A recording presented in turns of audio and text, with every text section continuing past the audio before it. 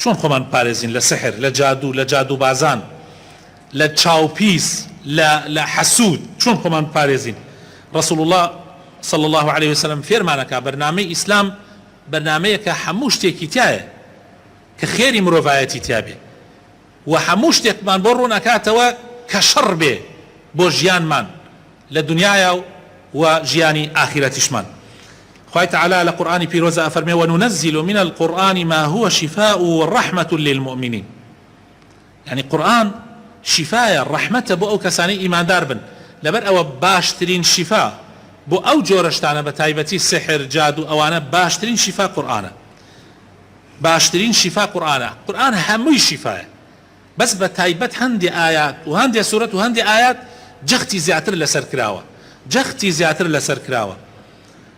لا حديث هاتوا في غمر صلى الله عليه وسلم فرمي اقرأوا سورة البقرة فإن أخذها بركة وتركها حسرة ولا تستطيعها البطلة.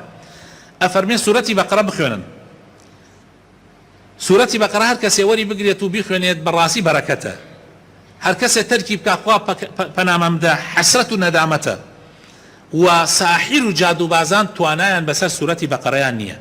إمام مسلم يجرته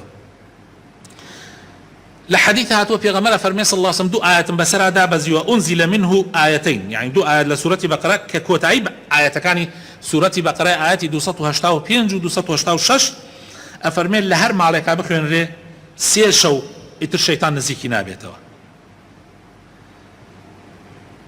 زور ذكر كردن بتايبتي أذكاري بيانيان وإيواران من هي خوش يسكانم لإسلاما. دعاي نوجي بياني هتا خور درجة، دعاي نوجي عسر هتا خور آوا أبي، ئەمانە ذکری تایە، ذکری ئێواران و بەیانیان. هەر کەسی ئەو ئەزکارانە بخوێنێ ئینشاء الله پارێزراوە. قورئانیشی تایە و ئەحادیثی تایبەتی پێغەمبەریشی تایە صلی الله عليه وسلم. و هەندێک دوعا هەیە، هەندێک ذکرەیە کاتێ لە ماڵ دەڕەچی پێغەمبەر صلی الله عليه وسلم فەرمووی هەر کەسێ لە ماڵ دەرچووتی بسم الله، تەماشاکە ئاسانە، هیچ شتێکی تیان نیە. بسم الله توكلت على الله ولا حول ولا قوة إلا بالله. هەمووتان ئەیزانن بسم الله توكلت على الله ولا حول ولا قوة إلا بالله. پیغمبر افرمي صلى الله عليه وسلم ملائكه كان بوك سألين كفيت ووقيت وتنحى عنه الشيطان. افرمي بس ايتر اباريزري ايتر الشيطان ناتواني اللي تنزيك ببيتوا. اما ضروري ام ذكرنا بخونين كاتي لمال درجين. پیغمبر صلى الله عليه وسلم فرمي هر كسيك بيانيان بلي لا اله الا الله وحده لا شريك له له الملك وله الحمد وهو على كل شيء قدير. دجار بيلي، دجار بيانيان بيلي، يعني لذكر كاني بيانيانا دجار بيلي أفرمي أو أبي بحرسي بسريوه، أبي بحرسي وكن له حرسا من الشيطان حتى يمسي، حتى إيوارا أو أبي بحرس بسرتوه للشيطان دور تخاتوه. وحركة كيش مغربان بيخوني، يعني إيواران بيخوني، يعني بر لمغرب لبيني مغرب نيجي عصر ونيجي مغربا أجريش بي أنا جيشتي دواي مغربي شر أبي هر کسی بیخوێنێ حتا بەیانی ئەبێ بە حەرەز بەسەریەوە. چەند گرنگە خۆشەویستەکانم. ماڵەکانتان مەکەنە قەبرستان. پێغەمبەر فەرمێ صلی الله عليه وسلم قورئانی تیان نەخوێنن، شەیطان لە ماڵێ ڕائەکە کە سوورەتی بەقەرەی تیا بخوێنرێت. بەسەن یە کەسێ وا ئەزانی خوێندنەکەی سوورەتی بەقەرە ئەوەیە تەلەڤیزۆنەکە بخاتە سەر قورئان و ئیتر بە کەیفی خۆیان بێن و بڕۆن و کەس گوێی لێ نەگرێ، شتی وا نابێ. ئەگەر کرا خۆت بیخوێنە، ئەگەر کرا خەرەسەر مۆبایلەکەت و گوێی لێ بگرە، نەک ئیهمالی کەیت و وابزانی ئیتر بەس لە ماڵەکە بخوێنرێتەوە و بۆیە تەئسیری دیە. ئێمە ئیمڕۆ کابرا تەلەڤیزۆنەکە خاتە سەر قورئان، بەڵام دەمەتەقی و هەراهوریا و یانی ئەوە بێڕێزیە بەرامبەر بە قورئان، ئەوە ئەسڵەن هەر نابێ. یا هەنێ کەسێ ئەڕوا مەسەن هەڵێواسێ لە ماڵە، من ناڵێم هەڵواسین گوناحە، بەڵام ئەوە مەقسەد پێغەمبەر نییە صلی الله عليه وسلم. هەڵواسینەکەی بەتەنیا لە ماڵە کافی نییە، بەڵکو ئەبێ بیخوێنی. بتايبت آية الكرسي دو آياتكي سورة بقرة وتايكي، سورة قل هو الله أحد، سورة قل أعوذ برب الفلق، قل أعوذ برب الناس. أمانة ضرور همو إيواراني همو بيانياني سيجار بخوين ري زور ضرور كاتي أخوي سيجار أي خوينين تناو دستاو پاشان يانتي في مسحكي بيش أوي بخوي زور گرنگ أمانة خوش ويسكانم. هندي أحاديث شمانية في غمر صلى الله عليه وسلم فرمي هر كسي يواران وبيانيان أم ذكر بخواني بالله أعوذ بكلمات الله التامات من شر ما خلق إن شاء الله تربارز راوة. هر كسي سيجار يواران وسيجار بيانيان بيخواني ودعائك ترشي بسم الله الذي لا يضر مع اسمه شيء في الأرض ولا في السماء وهو السميع العليم. أما أنا زور بتان خوێنەوارن يعني أما زور آسانة بو خوێنەوارەکان بسم الله الذي لا يضر مع اسمه شيء في الأرض ولا في السماء وهو السميع العليم يعني قرس نییە هەر کەسێ بیخوێنێ پێغەمبەر فەرمێ صلى الله عليه وسلم سێجار ئیتر هیچ زەرەری پێ ناگەێنێ هیچ زیانی پێ ناگەێنێ أعوذ بكلمات الله التامات من شر ما خلق هەر کەسێ بیخوێنێ خۆشەویستەکانم ئێواران ئیتر دوو پشتیش پێوە بدا هەر شتێکیش پێوە بدا ئیتر زەرەری پێ ناگەێنێ.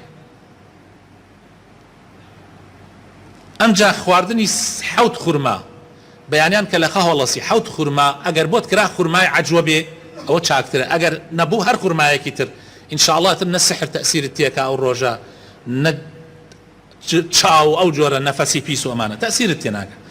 ئەمجا خۆشمان زۆر نەخەینە بەرچاو کاکە هەنێ مسلمان هەیە یعنی بەردەوام ئەڕوا لە ماڵ دەرئەچێ یا کورە لە ناو ماڵیشە بەردەوام چرک و فس خەریک سەڵفی گردنە ئەڕوات نانێک لە شوێنێک ئاخوا ڕێک سەڵفی خۆی و ماڵ و مناڵی سیارەیەکی تازا کڕی یەکسەر دەسەکا بە ڕسم گردن ئەڕوات یعنی نازانم بۆ ئەوەنە معجب بووین بە خۆمان ئەوە هەمووی بەخوا ئەبێتە مای ئەوەی خەڵک حەسوودیت پێ بە چاوی بەری چاوی پیس بکەوی.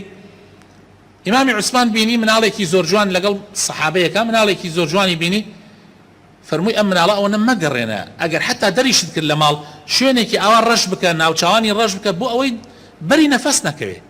یەکاکە ئێمە ڕۆژێکیان مسلمانێکم بینی سیارێکی تازەی کڕی بوو هەر کڕی بووی سواری بوو وابزانم 100 متر نەچوو تووشی حادیسە هات ئیتر من گەشتمە سەری لەو کاتە تووشی حادیسە هات وتم برا ئەزیزەکەم کاتێک ئەم سیارەت کڕی دوعا بخوێندایەتە سەریا هەندێک ئەذکارمانەیە بتخوێندایەتە خوێندە توی ناوەڵا نەڕخێنە ئەیوتم آخر کاکە بتخوێندایە چونکە ئەمە چاوی پیسێنە سیارەکەت ماشاء الله زۆر بەرچاوی جوانەوەمە ما ئەمۆسا خوا کەریمە خۆی ئەمە پشتمان بەخوا ئێوتم بەڵێ خۆ هەر ئەو خوایە کە کەریمە ئەوە ئەفەرمێ پێغەمبەرەکەی ناردووە ئاوامان پێ بڵێ یەکاکە خۆ گوناح نییە تۆ سنەتەکانی پێغەمبەر صلی الله علیه و سلم جێبەجێەکەی خۆ ئەمە معنای ئەوە نییە تۆ کاتێ خۆت ئەپارێزی تۆ بێدینی بە پێچەوانەوە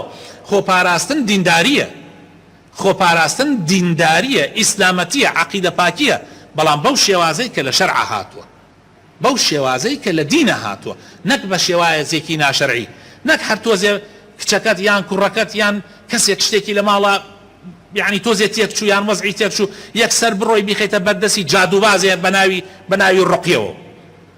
بەڕەئی من هەمووتان خۆتان ئەتوانن بۆ خۆتان و بۆ ماڵ و مناڵتان ڕوقیە بکەن هیچ زەرور نییە مناڵەکەت بێنی بۆ لای مەلا تارق یاری پێ بکە کە ئینشاء الله بەئیزنی خوا من قەت لەو کەسانە نیم و قەتیش ئەوە ناکەم بەڵام مەبەستم کەسانێک وەک من با ڕیشیشی هەبێ با ئیدعای ئیسلامەتیش بکە والله زۆربەیان ساحرن والله زۆربەیان ساحرن ئیتر حەز ناکەم یعنی زیاد تەفاسیلی پێ بدەم زۆربەی ئەوانەی خەریکی ڕوقیەن مدەتیەک لە ئەوڵە لەوە چەنیەتیان پاک بێت دوای ئەوە ئەبن بە ساحر دوای ئەوە ئەبن بە ساحر جاری وا هەیە خۆی سحرەکەی بۆ ئەنێرێ جنەکەی بۆ ئەنێرێت و سحری بەسەر ئاکات دوای ئەوە ئەمجا پاریان لێسێنێ بۆ ئەوەی على ئاساس سحرەکەی چاکەکاتەوە خوا پەنامەمدا ئیتر ئەمە یاریەکی زۆری تایە بۆ خۆتان دوور ناگرن لەم سحر و ساحرانە بۆ خۆتان دوور ناگرن ئەوە پێغەمبەر صلی الله علیه و سلم ڕێبازی بۆ داناین و کافیە و پێویست ناکە بڕۆین بۆ لای ساحر و جادوبازەکان یا نزیکیان ببینەوە خوا پەنامەمدا